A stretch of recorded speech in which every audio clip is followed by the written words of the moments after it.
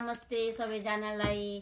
म चाहिँ 2 हप्ताको होलिडे नेपाल इन्डिया सबै कुरा मनाएर आज अहिले भर्खर फर्किएर जर्मनीमा आइपुगेँ। अनि आउँदै चाहिँ बाटोमा यसो बास्ना आयो कि सुटकेस ट्याक्सीमा राख्ने बेलामा हेरेको त साग एकदमै कुहिए रहेछ। चम्सुरको साग थियो, त्यो अलिक गिलो नरम भएको भएर होला त्यसलाई चाहिँ फालिदिइहालेर अनि यहाँ चाहिँ खुर्सानी अकबरी खुर्सानी निकालेँ मैले।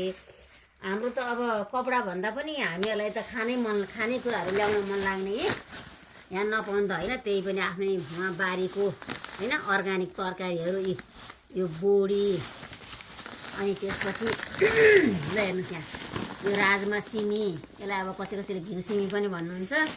अनि यो भर्खर मात्र भइरहेको रहेछ, च्याप्स मात्र मुठा बनाएर ल्याइहालेँ। यो रातो बोडी अनि छ यहाँ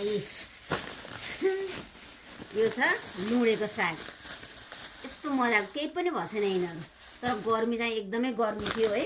तर मैले बिग्रिन्छ कि भन्ने सोचेर डराइरहेको थिएँ, केही भएन। करेला चाहिँ यति मात्रै लिएको, धेरै फलेको पनि थिएन। भइगयो अब सुटकेसमा नि अटेन। यहाँ कडी पत्ता भए यो के हुन् यसै सुकुटीहरू के हुन्, यो तरकारीका सुकुटी कि गुन्द्रुक कर्कलाको चाना यस्तोहरू। अनि यहाँ फेरि यहाँ पनि यो सागै छ यिनीहरू पनि सबै गेडागुडी राजमा सबै खानेकुरा मात्रै।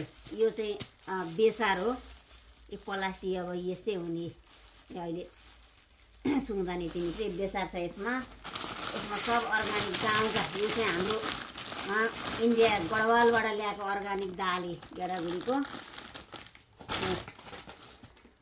यो राजमा तर अर्कै खालको लोकल राजमा, यो यहाँ पाउने राजमा भन्दा अर्कै छ। अनि यो यस्तरी के ल्याए नभन्नु है, यो त मैले पहिलोचोटि देखाएँ। यो चाहिँ चामल रातो चामल कस्तो हुँदो रहेछ भनेर सजावटको लागि खाम भने सिद्धिहाल्छ, अलिकति साक्ने अनि सजाएर राख्ने। त्यही हो साथीहरू। अरू पनि छन्। बल्ल सुटकेस 2टाबाट निकाल्यौँ, अझै 2टा सुटकेस खोल्न बाँकी छ। यस्तै सामानहरू छ नि। यो के रहेछ उचाल्नै नसके नि, के हो यो माडा 12 किलो त माडै बोकेर आछन्। त्यस्तै छ। म राम्रोसँग सन्चै आइपुगेँ।